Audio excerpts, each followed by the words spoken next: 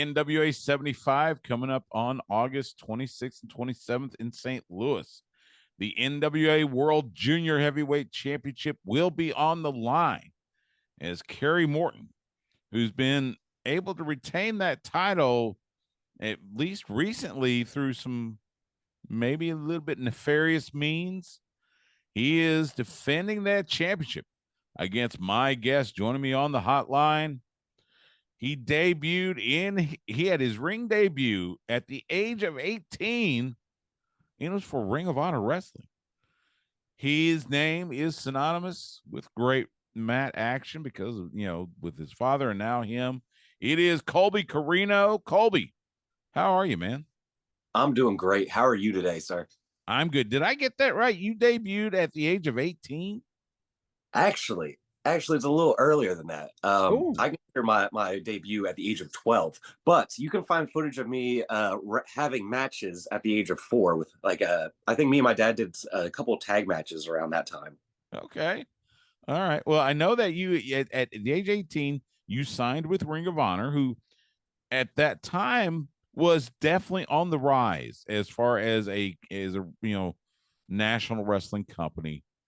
And of course your father was there, Steve Corino. He was there as a commentator.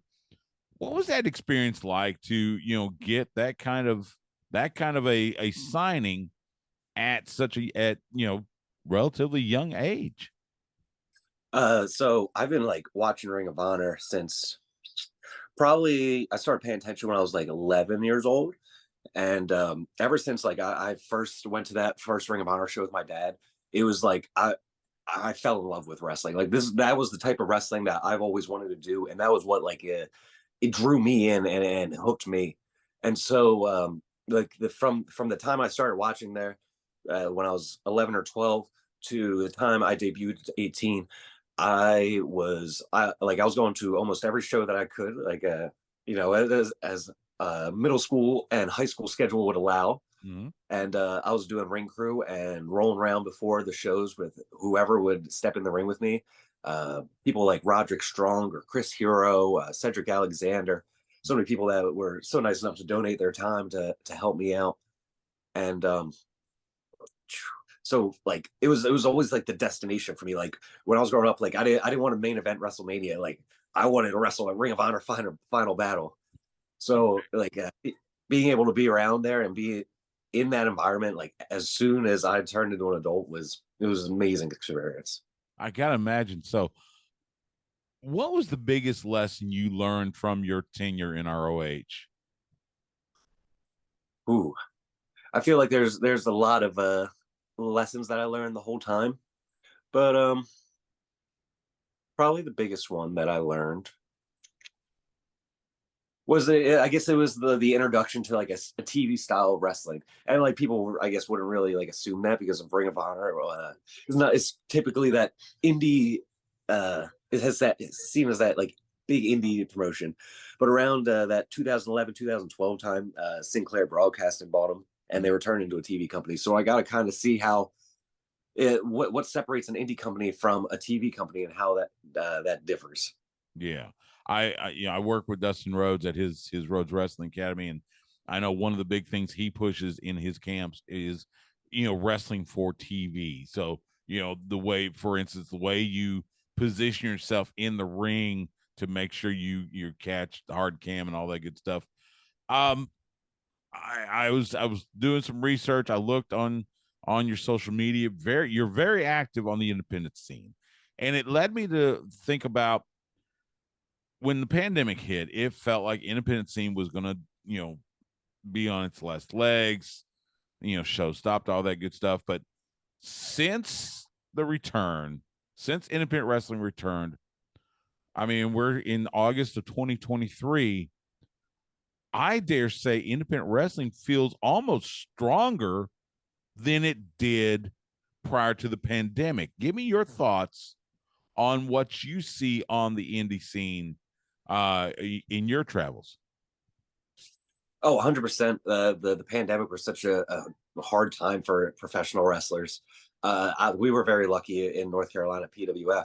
to where we were able to keep our school open with a bunch of precautions, like making sure everyone got tested. We had limited class sizes and everything, try to do everything the safe way. So we were still able to wrestle and put out content, but it's a lot harder without having any fans there or any noise in the building. So it was like I think during the pandemic, a lot of wrestlers learned to not rely on just uh, what's the word, leaning on the crowd, I guess, for to have like a good match. They learned how to have a good match without a crowd and without the noise to cover up anything. And I think that was a very important thing to learn. And I think it's starting to show its effects, like on the industry. Like you said, it's a lot stronger than it was before the pandemic. I think a lot of people before the pandemic would say that like indie wrestling was in a down straight, but I don't think anyone could say that now. Well, and I think, part of that, I think, was the simple fact that, especially 2019, 2020, early 2020, you had a lot of guys getting signed, whether it was WWE, AEW started right then, NWA was getting hot, and he had a lot of guys getting signed. And so, yeah, the indie talent was, it was starting to look a little thin, but through, releases and like you said, going through the pandemic, it feels like maybe it's back. There's a renaissance, so to speak. Uh, Let me ask you, you signed with the NWA. What brought you to the NWA?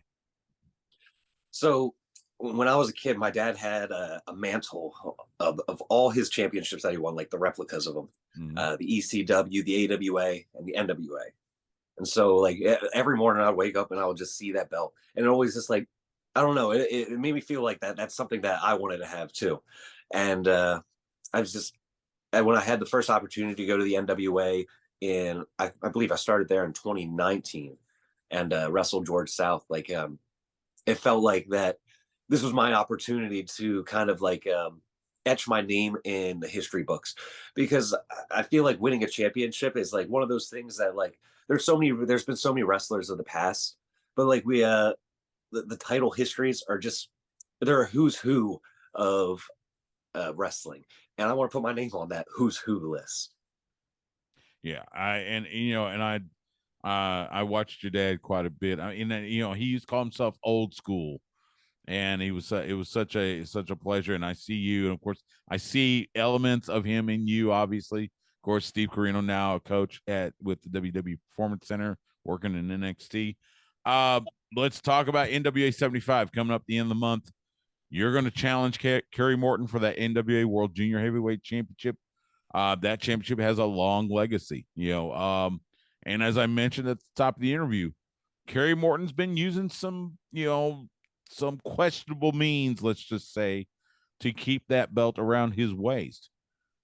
Just give me your thoughts on what you expect in that match, how you are going to be able to take that belt off of him.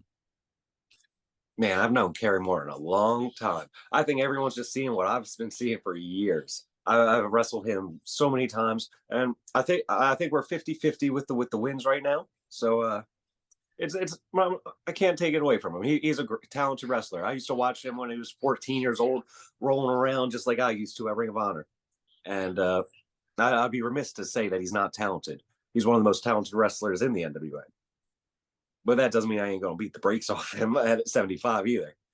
Uh, I know he hates chops, so what I've been doing actually, I get myself up to the ring post, and I just chop the ring post as hard as I can to make my hand harder, like some ancient Chinese monk or some sort of I don't know. I think it works, but I'm gonna That's chop him gotta really hard. hurt though, right? I mean, you're hitting steel basically. Yeah, but you got to build up a tolerance. I think that's what the monks do when they with the Okay. fists and stuff. I don't know. I Okay. only watched Kill Bill a couple times.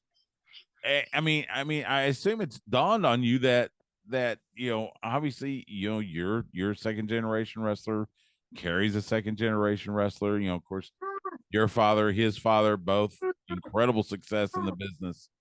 I gotta imagine that kind of lays on your mind a little bit as well, right?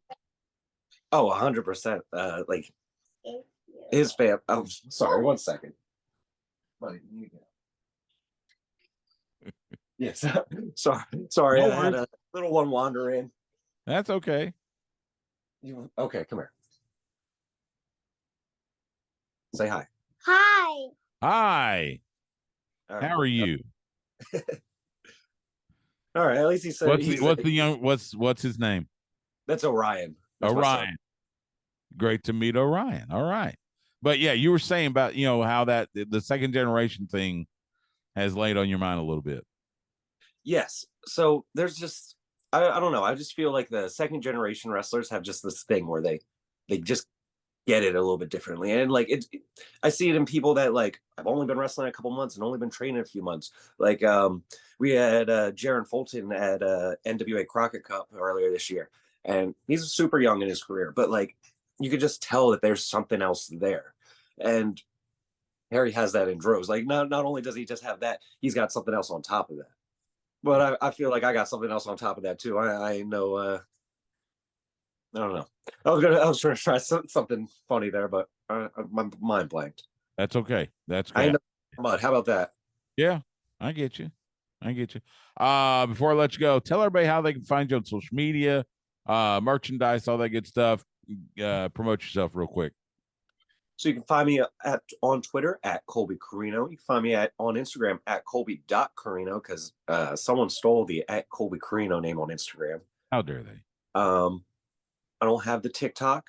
You can find your merch directly on my social medias. I make it and sell it through there myself. All my shirts are handmade, and my wife designs them all. So we're very grassroots operation down here. And yeah, that's about it.